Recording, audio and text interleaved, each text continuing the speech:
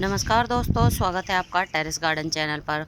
तो दोस्तों आज हम बातें करेंगे फालसा के प्लांट के बारे में। तो फालसा का प्लांट एक फ्रूटिंग प्लांट होता है और इसमें छोटे छोटे से ये फ्रूट आते हैं। तो आप देख सकते हैं हमारे प्लांट में भी ये फ्रूट आ रहे हैं और ये पकने भी शुरू हो गए हैं। और दोस्तों इनका टेस्ट खट्टा मीठा होता है और ये पक रहा है और ये भी पक रहा है। और दोस्तों इस प्लांट की लंबाई 8 मीटर हो जाती है और इसकी पत्तियां गोल गोल होती हैं और देखने में भी बहुत ही सुंदर लगती हैं। तो दोस्तों इस प्लांट को आप वेल ड्रेन सॉइल में लगाएं। इसके लिए एक हिस्सा गार्डन सॉइल, एक हिस्सा रेत, एक हिस्सा कंपोस्ट या वर्मी कंपोस्ट। और इस मीडिया में ये प्लांट बहुत ही अच्छा चलता है।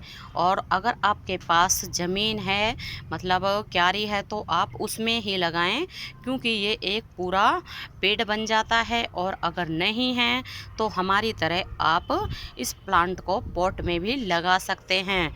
तो हमने भी ये प्लांट बिल्कुल एक पेंट वाली बाल्टी होती है जो उसमें लगाया हुआ है और इसमें भी ये बहुत बढ़िया चल रहा है। और आप फ्रूट तो देख ही रहे हैं कितने सारे इसमें आए हुए हैं। और दोस्तों इस प्लांट को हम नवंबर के महीने में नर्सरी से लेके आए थे और उसके बाद ये प्लांट बिल्कुल ही सूख गया था। विंटर सीजन में डोरमेंसी में चला गया था और इसकी ये जो मेन ब्रांच थी ये तो बिल्कुल ही सूख गई थी। और फिर दोबारा से ये इसकी मेन ब्रांच है तो ये सूख गई बिल्कुल ही। और ये जो ब्रांच है ये इसमें से नई निकली हैं और नई ब्रांच में फिर इनमें ये फ्रूट लगा है। और दोस्तों इस प्लांट को आप बड़े गमले में लगाएं, जैसे कि 20 इंच वाले गमले में या फिर हो सके तो इससे भी बड़े गमले में, क्योंकि ये परमानेंट प्लांट होता है और ये फ्रूटिंग प्लांट भी होता है। और दोस्तों ये प्लांट गुठली से लगाया जाता है या फिर आप इसको कटिंग से भी ग्रो कर सकते हैं। तो इसकी कटिंग मॉनसून के महीने में लगाई जाती है और गुठली से भी ये प्लांट आसानी से ही ग्रो हो जाता है। तो हम नवंबर में ही इस प्लांट को लेके आए हैं और पहली बार ही हमारे यहाँ इस प्लांट में फ्रूट आया है। और ये गर्मियों का ग्रोइंग प्लांट होता है, गर्मियों में इसमें फ्रूट आते हैं और इनका टेस्ट खट्टा मीठा होता है। और अब आप देख सकते हैं हमारे प्लांट में पहली बार ही फ्रूट आए हैं और कितने सारे इसमें फ्रूट आ रहे हैं और अब ये रेडी भी होने लगे हैं। और दोस्तों हमारे यहाँ पता नहीं गिलहरी आती है या बुलबुल आती है, तो वो इनका जो ऊपर का गूदा होता है, जैसे ही कोई ये फालसा पककर तैयार होता है, लाल होता है, तो कोई गिलहरी या बुलबुल आती है तो वो इनका गूदा ऊपर से खा जाती है और फिर है ना प्लांट में सिर्फ गुठली ही लगी रहती है। तो इसलिए हम थोड़ा सा, जैसे कि ये अब फालसा थोड़ा सा ही लाल हुआ है, एक ये और एक ये और एक ये, तो इतना से ही, मतलब थोड़े से ही लाल होते हैं तो हम इनको तोड़ लेते हैं। और इतने लाल होने पर भी ये फालसे बहुत टेस्टी लगते हैं। और क्योंकि हमने इनको है ना अभी 2-3 दिन पहले भी इस तरह से ही लाल हुए थे तो हमने उनको तोड़ के खा लिया था। और इनका टेस्ट वैसे तो पहले भी हमने इनको टेस्ट कर रखा है और ये ना मार्केट में भी मिलते हैं लेकिन बहुत कम मिलते हैं। और दोस्तों इस प्लांट को बिल्कुल सनलाइट में रखें जितने भी आपके टेरेस के ऊपर आती है। और जो भी फ्रूटिंग प्लांट होता है तो उसको सनलाइट की ज़रूरत होती ही है। तो हमारा प्लांट भी बिल्कुल छत के ऊपर रखा हुआ है और बिल्कुल सनलाइट में रखा हुआ है। इसके ऊपर ग्रीन नेट जैसी कोई भी चीज़ नहीं टांग रखी है। और दोस्तों इसमें फ्लावर भी बहुत सुंदर आते हैं, इसमें ऑरेंज कलर के फ्लावर आते हैं। और जब फ्लावर झड़ने के बाद में इसमें छोटे छोटे से फ्रूट बनने भी शुरू हो जाते हैं।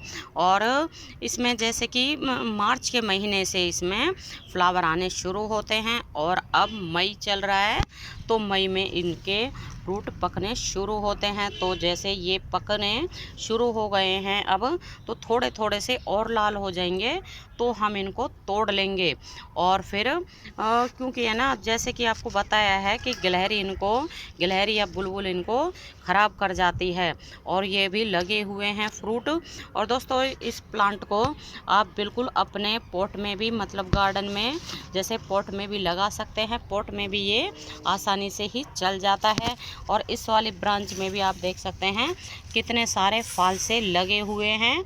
और बिल्कुल ये नीचे की तरफ तो थोड़े थोड़े है ना लाल भी होने लगे हैं। तो इनको भी हम एक कल या फिर आज भी तोड़ लेंगे, क्योंकि छोड़ने से कोई फ़ायदा नहीं है, इनको ख़राब कर देते हैं। इसलिए दोस्तों फालसे के प्लांट को आप गुठली से भी लगा सकते हैं और कटिंग से भी लगा सकते हैं, या फिर आप इसका तैयार प्लांट नर्सरी से भी ला सकते हैं। और नर्सरी से अगर हम इसका प्लांट लाते हैं तो इसका प्लांट हमें 60 से 70 रुपये में आसानी से मिल जाता है।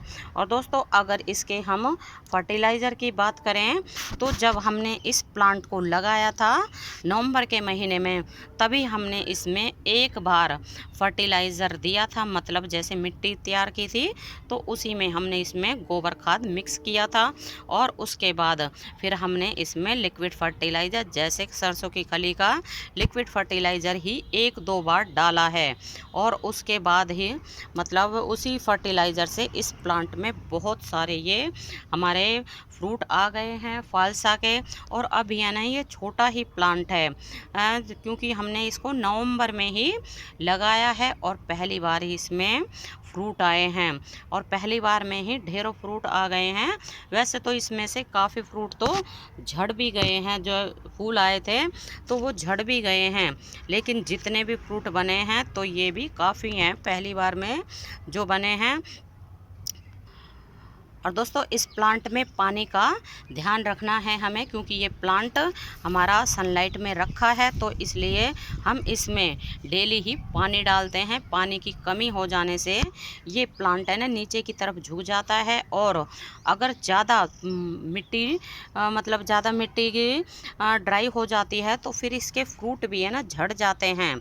तो इसलिए हमें पानी का बिल्कुल ध्यान रखना है। और दोस्तों कई बार है ना इस प्लांट में मिलीबग भी लग जाते हैं, तो इसमें मिलीबग से अपने प्लांट को बचाने के लिए इसमें नीम ऑयल का स्प्रे ज़रूर करें।